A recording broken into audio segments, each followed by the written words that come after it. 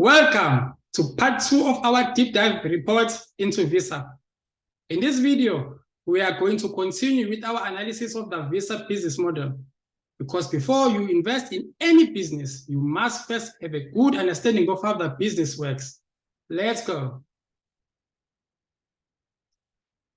Visa is one of the world's leaders in digital payments. It facilitates global commerce and money movement across over 200 countries and over 160 currencies through their processing platform called VisaNet. Their main processing services are authorization, clearing, and settlement, which they render to financial institutions and merchants all over the world. During fiscal year 2022, there were 258 billion payments in cash transactions with Visa's brand, which equates to an average of 707 million transactions per day.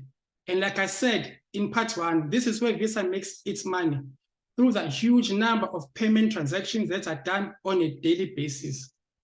Of the 258 billion transactions, 193 billion were processed by Visa. In monetary terms, this is equivalent to $14 trillion. So basically, they were responsible for the movement of $14 trillion in 2022. That is huge. They have a wide range of Visa-branded payment products such as Visa Electron, Interlink, VPay, and Plus brands. Banks use these brands to develop credit, debit, and prepaid cards and cash access programs for its customers.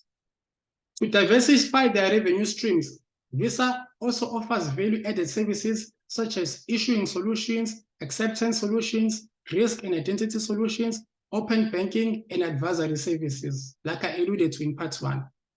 To further expand their influence, Visa partners with financial technology companies such as Square in a bid to become the network of networks, basically to dominate the entire market. Consumer payments are mainly driven by their core products, namely credit, debit, and prepaid. Other payment options such as tap to pay, tokenization, and click to pay are emerging. So what does this mean in a nutshell? Wherever there is a digital payment transaction taking place, regardless of the payment method, Visa, together with its closest competitor, MasterCard, are involved somewhere in the chain, and they take a cut from most transactions. That is why they are referred to as toll booth businesses, and this makes them predictable businesses. In Mzansi, we call the toll booth toll gates. If there was ever a business that will never go broke, is a toll gate.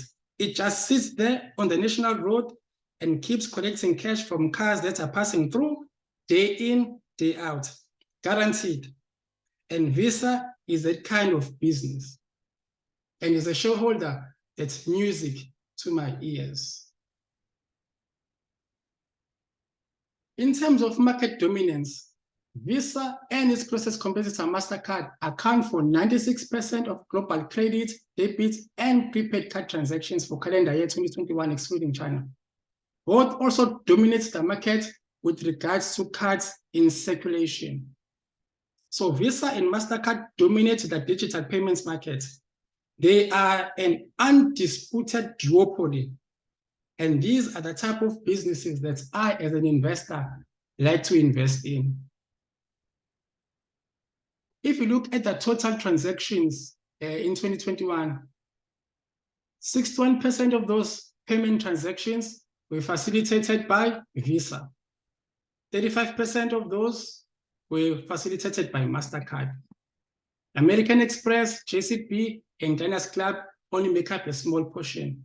And also in terms of cards in circulation, Visa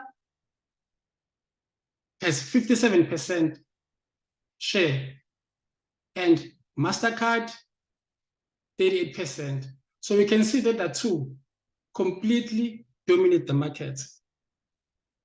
And looking at the growth prospects, the total global transaction value in the digital payment segment is projected to reach 9.4 trillion in 2023. It is projected to grow at a compounded annual growth rate of 11.8% between 2023 to 2027, which means that it will be worth $14.8 trillion by 2027. So this year in 2023, the payments market is worth 9.4 trillion. And by 2027, it will be worth 14.8 trillion. So that is a very, very good growth rate. And Visa, with its vast network, is well positioned to take advantage of this expected growth. And this is good news for us as shareholders, as it means that Visa will continue to make us more money going into the future. Lastly, if we look at their sources of revenue by location, we can see that Visa, 56% of their income comes from all over the world, internationally, countries all over the world, excluding China, and 44% of their revenue comes from America. So it's an even split. And if you look at their source of revenue by segment, you can see that they are also evenly distributed, which is good for business, because this is not good for a business to be heavily dependent on one segment, because if that segment does not do right, does not do well in the calendar year, then the business does not do well.